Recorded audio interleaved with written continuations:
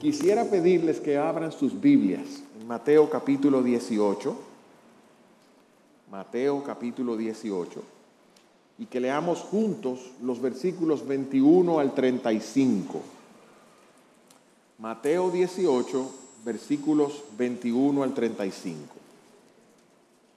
Dice la palabra de Dios: Entonces Pedro se acercó y le dijo: Señor, ¿cuántas veces perdonaré a mi hermano que pecare contra mí? ¿Hasta 7 veces? Jesús le dijo: no te digo 7 veces, sino 70 veces 7. Por tanto, el reino de los cielos puede compararse a un rey que quiso ajustar cuentas con sus siervos. Cuando le trajeron a uno que le debía 10,000 talentos, y como no podía pagar, su señor mandó que lo vendiesen con su mujer, sus hijos y todo lo que tenía, y que se le pagara. Entonces el siervo se arrodilló y le rogó: ten paciencia conmigo, yo te lo pagaré todo. Y por compasión, el señor de aquel siervo lo soltó y le perdonó la deuda. Pero cuando aquel siervo salió y encontró a uno de sus consiervos que le debía 100 denarios, haciéndole, comenzó a asfixiarlo, diciendo: págame lo que me debes. Entonces su consiervo se postró y le suplicó: ten paciencia conmigo y yo te pagaré. Mas él se negó y fue y lo metió en la cárcel hasta que pagase la deuda. Cuando sus consiervos vieron lo que había sucedido, se entristecieron mucho y fueron a contarle a su señor todo lo que había sucedido. Entonces su señor lo llamó y dijo: siervo malvado, te perdoné toda esa deuda porque me suplicaste. Y no debiste haber tenido misericordia de tu consiervo, como yo tuve misericordia de ti. Y enojado su señor, lo entregó a los carceleros hasta que pagara toda la deuda. Porque uno de los problemas que tenemos con el perdón es que se nos hace difícil sanar de nuestras heridas de aquellos que nos han herido. Pero lo que pasa es que no siempre recordamos que también hay personas allá afuera que han sido heridas por nosotros y que también deben sanar de nuestras heridas. El cantautor argentino Alberto Cortés, que murió hace algunos años, decía: somos los demás de los demás. Las verdades ofenden si la dicen los demás. Las mentiras se venden si la compran los demás. Somos jueces mezquinos del valor de los demás, pero no permitimos que nos juzguen los demás, porque nosotros somos los demás de los demás. Es fácil esperar que me perdonen.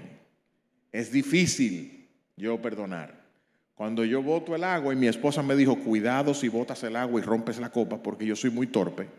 Yo me alegro cuando ella me perdona y es misericordiosa conmigo, pero cuando es ella que rompe un vaso, yo armo un escándalo, que se rompió otro vaso otra vez, porque es más fácil recibir perdón que otorgarlo.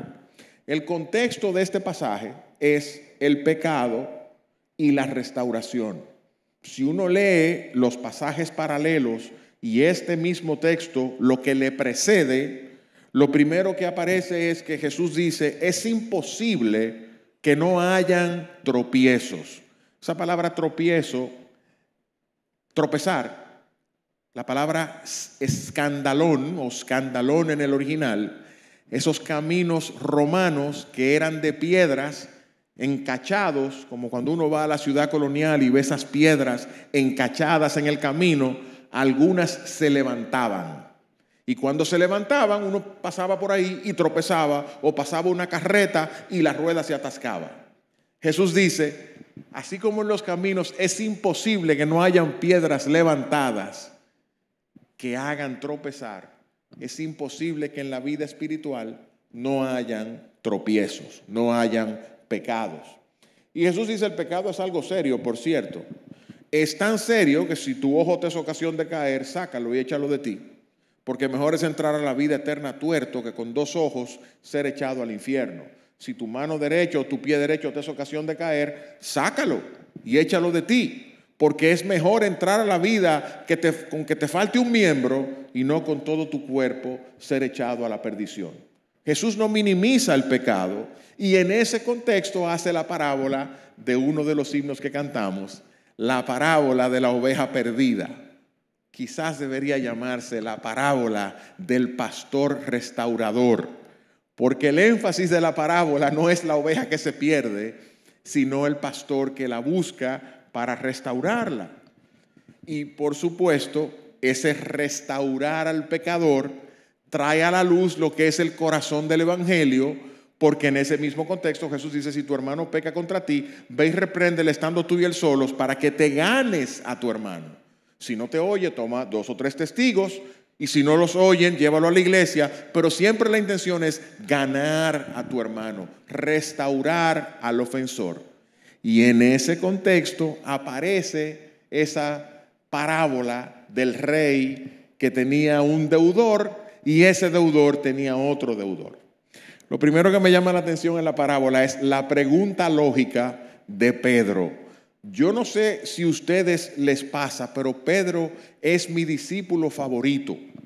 Porque como él metía tanto la pata y se equivocaba tanto, pero era fervoroso y era como acelerado y siempre había que reprenderlo, pero siempre estaba en el medio de las cosas. Y a mí ese tipo de personas me cae bien, me gustan esas personas. Yo no soy así, pero por eso Pedro me atrae mucho. Y Pedro, por supuesto, entendió el tema. Y él le dice: el tema es el perdón. Entonces, Señor, te quiero hacer una pregunta. ¿Hasta cuántas veces que pecare mi hermano contra mí yo le perdonaré? Hasta 7. En otras palabras, Pedro está demostrando que él está siguiendo la enseñanza de Cristo. Él está atento a lo que está pasando. Y él entendió que el tema era el perdón. El tema no es si hay que purificar a la iglesia, si hay que purificar a los discípulos. No, esto es un asunto sobre el perdón. Señor, una pregunta. ¿Cuántas veces? Hasta 7. Quizás Pedro trató de impresionar a Jesús. Eso es una especulación mía, no está en el texto. Y si algún comentarista se los dice, está especulando. El texto no dice cuál era la intención de Pedro. Estamos aquí haciendo especulaciones acerca de él. Pero Pedro dice: Señor, hasta 7 veces debo perdonar a mi hermano.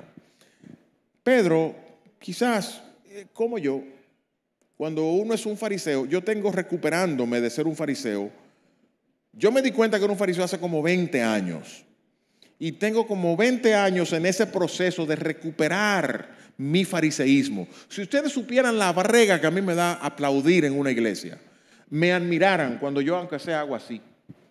Porque realmente es una forma de ver la vida en la que uno quiere definir qué es la piedad.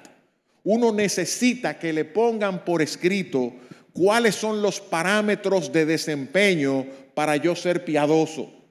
Yo trabajo en una compañía con japoneses. Y cuando uno llama a un japonés y le dice: señor fulano, la máquina está mala, el japonés no entiende eso. La máquina está lenta. Él no entiende. Hay que decirle cuál es la presión, cuál es el caudal, cuál es la velocidad de operación. Hay que darle números para que él pueda relacionarse con lo que uno está diciendo. Y Pedro, yo creo que de una manera honesta está diciéndole al Señor: Señor, ¿hasta cuántas veces debo perdonar a mi hermano? Es como el que pregunta: oye, eso de la ofrenda y de los diezmos, ¿cómo es que se da eso? ¿Eso se da del bruto? ¿O se da después que uno le quitan los impuestos? ¿O se da ofrenda después que yo saco mis gastos de lo que me sobra? Y lo que uno le dice a la gente que pregunta eso es: no te preocupes, no des nada. Entiende el tema y después que tú lo entiendas hablamos, pero no des, porque esto no es un tema matemático. A Dios no le interesa el dinero de nadie. Sí, el dinero hace falta para la luz, las cosas, los gastos operativos de un lugar como este, pero a Dios no le hace falta, de Él es la tierra y su plenitud, el mundo y los que en Él habitan. Entonces, si tú estás en matemática, no te preocupes por eso, hablamos después. Sigue orando y cuando el Señor te muestre, tú sabrás lo que haces. Pedro quería un número y Jesús le dice: no, Pedro, no 7 veces, 70 veces 7. Pero si usted estudia ingeniería o contabilidad o economía o algo con números como yo, dice: no, está bien, 7 por 7, 49, un 0 más, 490. ¿Y qué si el Señor le dijo: no, es 7 elevado a la 70? Y yo, como tengo problemas mentales, fui a mi Excel y lo hice en Excel. Y eran unos números tan grandes que tuve que abrir la celda hasta leer. Y el número son 143.5 novintontillones. ¿Usted sabe lo que es eso? Que 1.000 millones para los americanos es 1 billón. Yo no sé contar hasta ahí. 2.000 millones, 2 billones. Y así 3.000, 4.000. Cuando uno llega al 19.000 billones, eso uno ni entiende ese número. La arena del mar no alcanza. ¿Por qué? Porque Jesús a la pregunta de Pedro le dio una respuesta abrumadora. Pedro, el perdón es un tema del corazón y es algo que va más allá de los números. Ahora, el 70 veces 7, a mi humilde entender de las Escrituras, no es un número matemático. 7 era el número de perfección en las Escrituras. Los judíos y aún de sus tradiciones talmúdicas sabían que 7 es el número que representa a Dios. 7 es el número que representa la plenitud. Jesús le dijo el superlativo de la perfección, 70 veces 7. Una expresión para ilustrar, no es un tema de contar. Y en ese contexto les da la parábola. Ahora, los discípulos entendieron el tema tan bien que cuando Jesús les dice, si 7 veces al día tu hermano peca contra ti, 7 veces al día vuelve arrepentido, perdónale. Y ellos dijeron, ay Señor, aumentanos la fe, porque eso es demasiado. Y en ese contexto les dice, bueno, vamos a hacer esta parábola para ver si ilustro lo que les quiero decir. Y una parábola no es más que una historia de ficción. Algunos han oído las fábulas de Esopo. Miren, las parábolas y las fábulas son primas hermanas. Son historias ficticias de cosas que pueden pasar, que tal vez pasaron, que pudieran pasar, pero que tienen una ilustración o una lección. En las fábulas de Esopo es una lección de sabiduría. Normalmente en las parábolas del reino o las parábolas de la Biblia son lecciones sobre el reino de Dios y cosas que ilustran el evangelio y cómo Dios actúa con el pecador. Y Jesús le dice, bueno, había un rey que estaba ajustando cuentas con sus siervos. Lo primero que la parábola llama la atención es la realidad de que daremos cuentas. El problema de los agnósticos o de los ateos no es concebir que Dios sea y exista. El problema que ellos tienen es tener que dar cuentas. Hay un cómico famoso llamado Ricky Gervais, que él profesa ser ateo, y en una el interlocutor o el entrevistador, que es un católico romano, le dice, pero si tú vieras a Dios, ¿qué le dirías? Y en este momento se indigna el cómico ateo y le dice, yo le diría a Dios, ¿cómo te atreves a mandarle cáncer a los niños? ¿Cómo te atreves a que haya tanto dolor en el mundo, tanta muerte, tanta hambre? ¿Cómo te atreves? Compadre, usted no es ateo. ¿Y esa rabia? ¿Cómo yo me voy a poner bravo con algo que no existe? Porque el problema no es que yo no crea que exista. El problema es que yo no quiero darle cuentas. Y en esta parábola el primer elemento es el rey está ajustando cuentas. Y el texto dice ¿con quién? Con sus siervos. La palabra en el original es con sus esclavos. No tenemos una relación de igualdad con Dios. Dios nos concede el privilegio a los que creemos de hacernos sus hijos, de hacernos herederos de Dios y coherederos con Cristo. Eso es tan grande que 1 de Juan 3:1 dice, algún día le veremos tal como Él es y seremos semejantes a Él. No que seremos dioses, pero que veremos su gloria y nosotros seremos glorificados. Pero no somos iguales. Lo que nos separa de Dios es infinito. Y lo más cercano que podríamos pensar es un rey soberano que tiene todo poder, toda autoridad, todo dominio, y un esclavo que no tiene ningún poder, ninguna autoridad, ningún dominio ni ninguna posesión. Y en esta parábola hay un esclavo que debe 10,000 talentos y a ese esclavo le deben 300 denarios. Claro, cuando uno oye esos números no le suenan a nada. Alguna gente trata de convertirlos a dólares o a pesos. Pero tampoco como que suena mucho ponerlos en dólares o en pesos. Un talento era equivalente a 6,000 denarios. Y un denario era el sueldo mínimo de un día de un obrero. El jornal diario de un obrero. En esa época. Eso ganaba un militar, eso ganaba un obrero. A este siervo le deben 300 denarios, que si uno descuenta los días de reposo en el sistema judío, más o menos 4 meses de salario mínimo. Así que uno echa sus números. Le debían 4 meses de salario, pero él debía 10,000 talentos. Piensen que un talento son 6,000 denarios. Él debía 10,000 talentos. Cuando uno hace la matemática, él debía 200,000 años de salario. El número es abrumador.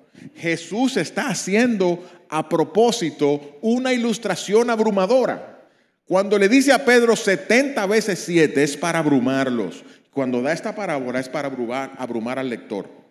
Te deben 300 denarios, sí, pero tú debes 200,000 años de trabajo. Imposible de pagar.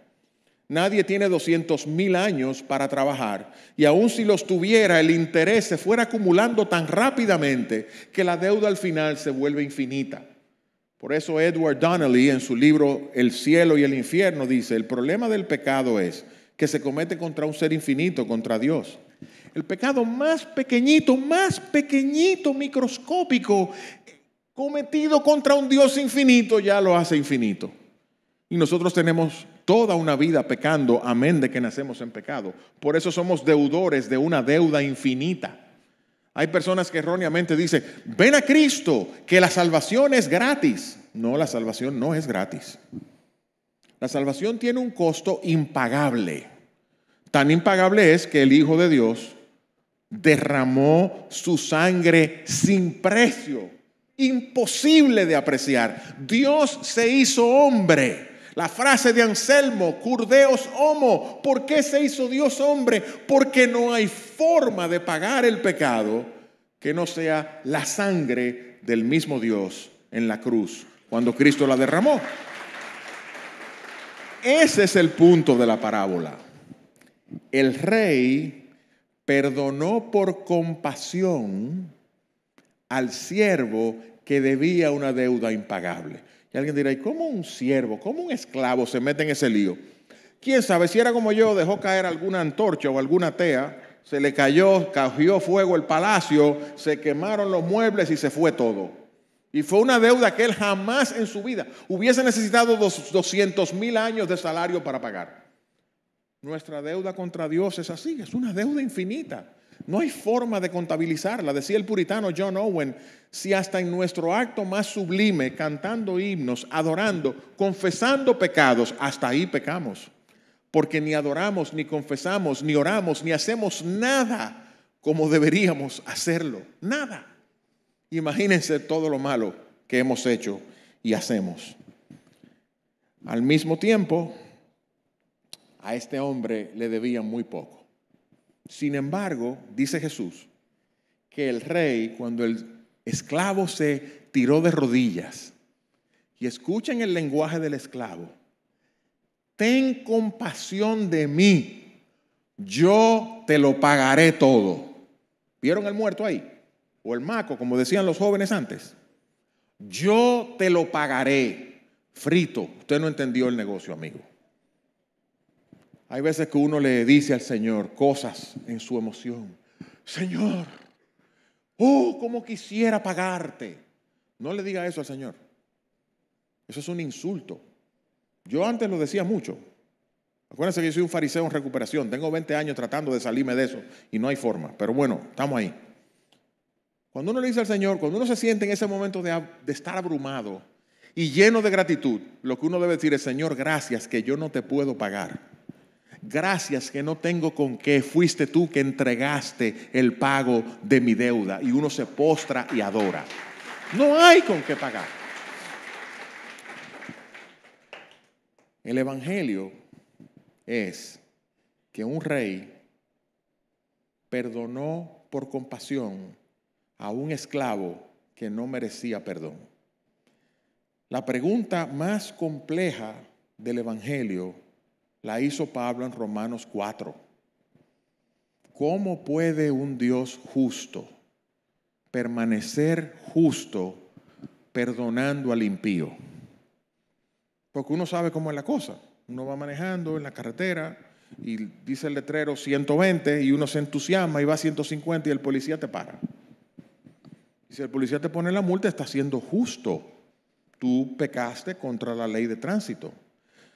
Pero si tú eres como mi esposa y empiezas a muelear al policía y a hablarle, pero manito, dame un chance, manito, que yo no lo vi, yo tengo una mujer con 3 hijos, mira, esa es hasta especial, esa vende lo que sea, no la quiero ni de cliente. Y el policía te deja ir como la ha dejado de ir incontables veces. A veces pasamos por una esquina y ella me dice, ay, ahí me dejó ir un policía, y esa es nueva. Decenas de veces. Entonces el policía es buena gente porque me dejó ir. No, el policía está siendo injusto porque te dejó ir. Debió ponerte la multa porque él le ha puesto esa multa a mucha gente. Es una injusticia que por tú ser muelera te deje ir el policía. Y a mí, una en mi vida me han puesto, a mí no me dejaron ir. ¿Eso es injusto?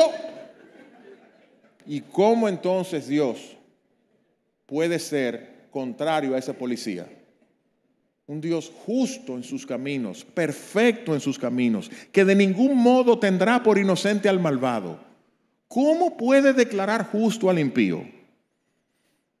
En su Hijo, Él cargó el pecado de todos nosotros.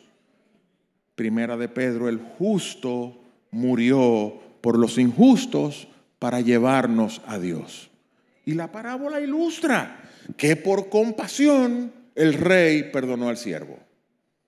Pero ahora viene la ilustración de la parábola.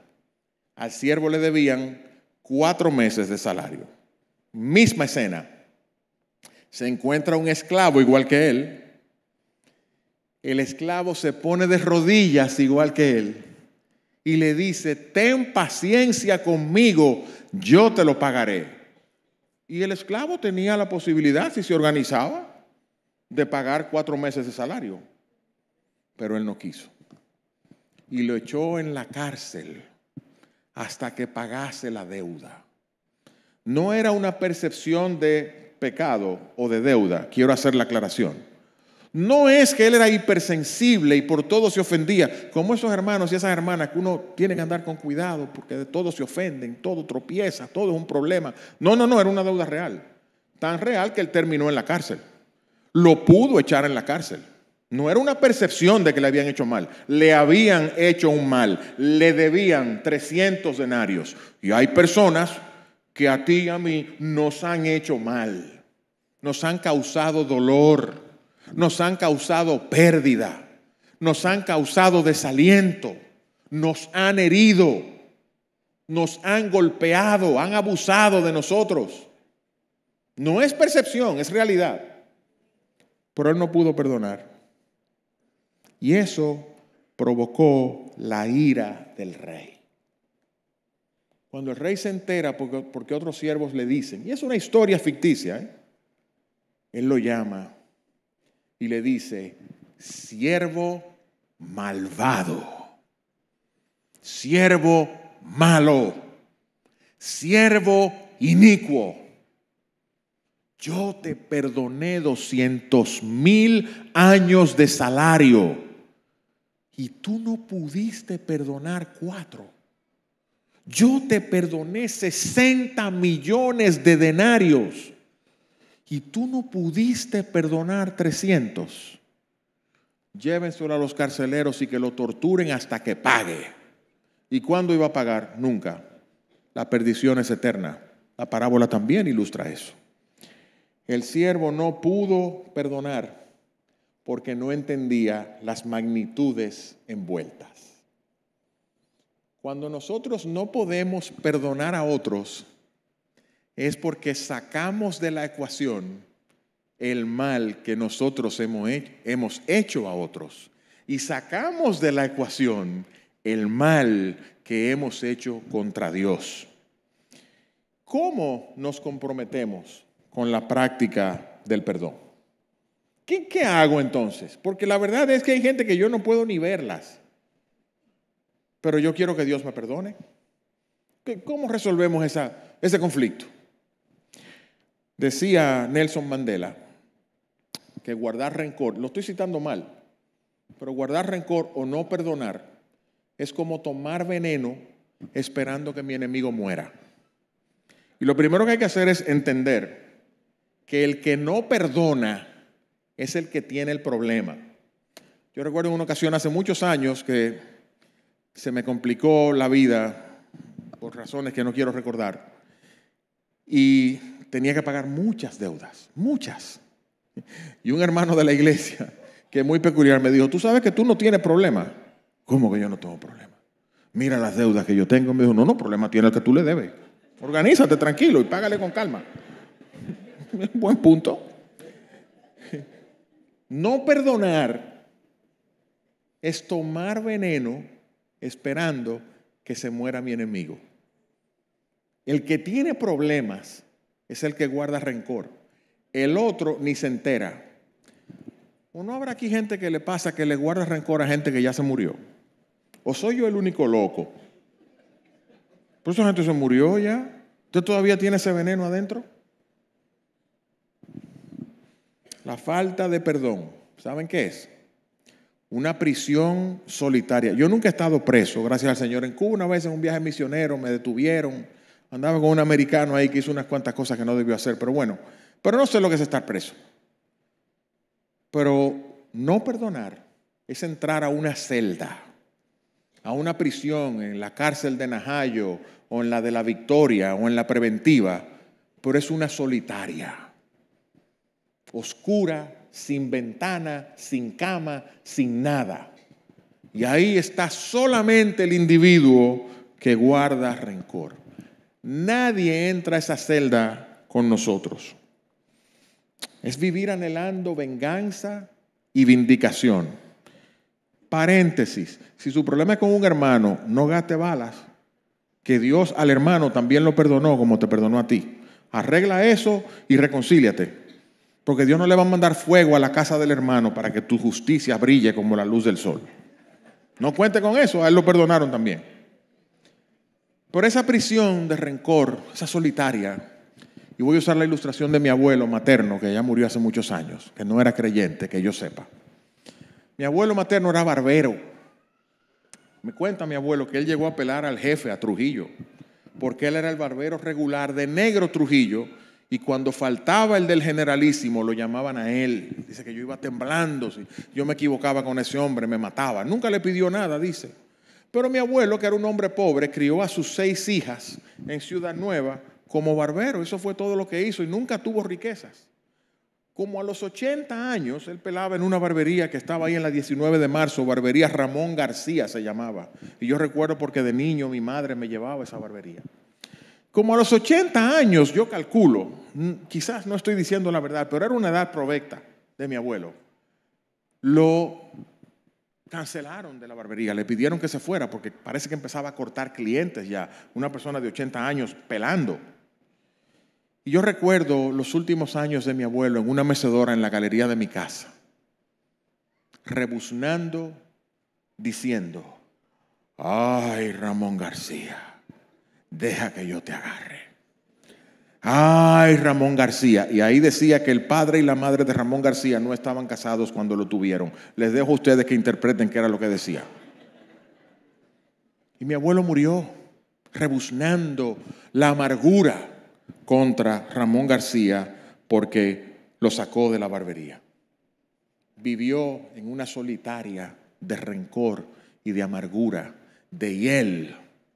¿Y saben qué hacían en mi casa? Nos burlábamos de él. Yo lo digo con tristeza hoy. Porque al pobre viejo le quitaron su identidad. Le quitaron de lo que él vivió toda su vida. Le quitaron aquello con lo que él se identificaba. Él era el barbero. Y todos nosotros nos burlábamos de su rencor y de su ira contra Ramón García. Él vivía solo en esa solitaria. Colosenses 3:13 dice, soportaos los unos a los otros y perdonaos unos a otros. Si alguno tiene algún agravio contra su hermano, perdonad, así como Cristo os perdonó. Y si uno lee el texto se da cuenta que dice, perdonad si os piden perdón. ¿Dice eso? No. Perdonad. ¿Cómo? Como Cristo os perdonó. Sí, pero yo le pedí perdón a Cristo. Tú le pediste perdón a Cristo porque Él te abrió los ojos, te quitó el corazón de piedra y te dio uno de carne, te hizo ver tu pecado y te llevó a arrepentirte. Hay gente, yo era de esos, que son muy detallistas, pero dime cuándo tú te convertiste. Dime cuándo hiciste la oración del pecador. Dime cuándo pasaste al frente. Amigo, cuando usted oró y creyó en el Señor y le pidió perdón, hace rato ya que Dios le había dado vida nueva. Un muerto no puede hacer eso solo. Cuando uno ora, es simplemente está diciendo, sí, ya yo entendí. Y la boca confiesa lo que ya el corazón ha creído. Oramos por nuestros enemigos. Y Jesús dice como un mandamiento, orad por los que os ultrajan y los que os persiguen. Orad por vuestros enemigos. Porque perdonar es un acto de la voluntad. Un momentico, mi hijo, que eso no es así. Tú no sabes lo que a mí me pasó. Yo no sé lo que a ti te pasó. Tú tampoco sabes lo que me pasó a mí. Pero Jesús dice, orad por vuestros enemigos. Haced bien a los que os ultrajan y os persiguen. Bendecid a los que os maldicen. Y está dando mandamientos. Y cuando la Biblia da mandamientos, está dando mandamientos a personas que pueden cumplirlos. Es un acto de la voluntad perdonar. No es un sentimiento. Hay personas que dicen, perdonar es olvidar. No, perdonar no es olvidar. Hay cosas que jamás se podrán olvidar. El perdón es una decisión de tratar al ofensor como si nunca me hubiese ofendido. La expresión justificación, que la usa Romanos 5:1, justificados pues por la fe, tenemos paz para con Dios por medio de nuestro Señor Jesucristo. Martín Lutero, que era un abogado, era un monje, era un teólogo, era un monje agustiniano, pero también era un abogado, la entendió como una declaración forense. Es una declaración de la corte. Estás justificado, vete. Estás absuelto, te puedes ir. Alguien ya pagó tu deuda. Tú quedas como si nunca hubieses cometido ese pecado. El récord en contra tuya, el acta de decretos que nos era contraria, dice Colosenses, fue clavada en la cruz y se borró. Ese es el evangelio. Eso es perdonar. Pero es que la persona no me pidió perdón, no importa. Dios te perdonó a ti en Cristo y tú tomas la decisión de actuar como si Él nunca hubiese pecado contra ti. Tengo un amigo muy apreciado, es un amigo de la vejez, que es un pensador, un escritor, un teólogo y un pastor que dice el que escribe, a él le gusta escribir cosas todo el tiempo. Y yo le dije, tú me puedes ayudar, yo estoy predicando del perdón, mándame algo que tú tengas sobre el perdón. Y me mandó varias notas sobre el tema. Y entre esas notas había un poema, y una estrofa del poema dice, perdono aunque mi pasado no quiere que perdone. Yo voy a perdonar aunque yo no quiero perdonar. Perdono aunque la ira surque por mis venas. Estoy airado, estoy molesto, pero tomo la decisión de tratar a esa persona y de orar por esa persona como si no me hubiese ofendido. Perdono aunque el dolor me recuerde la agresión. A medianoche recuerdo el mal que se me hizo y hasta en posición fetal me pongo y doblo la cara del dolor. Y perdono porque elijo la libertad y no el dolor. Ese poeta, pensador y teólogo es su pastor Otto Sánchez. Es un acto de la voluntad. ¿Y qué hago en casos extremos? Abuso, violación, en una multitud como esta. Nuestra iglesia cabe en el coro de ustedes. Y ahí hay abusos, golpes, violación sexual, lo que ustedes quieran hay ahí. Y es una iglesita. Imagínense en esta multitud. Aquí debe haber de todo. No me cabe la menor duda. ¿Qué hago? Infidelidad sexual, financiera. ¿Qué hago? ora que el abusador y el violador y el ladrón sea perdonado. Señor, perdónalo. Me duele, lloro, estoy hasta traumado o traumada, pero oro que si están vivos, que tu misericordia se extienda sobre ellos como se extendió sobre mí. El divorcio por infidelidad. Hago esta nota aclaratoria. Me estoy metiendo en un área peligrosa, pero estoy seguro que su pastor y yo estamos de acuerdo en eso.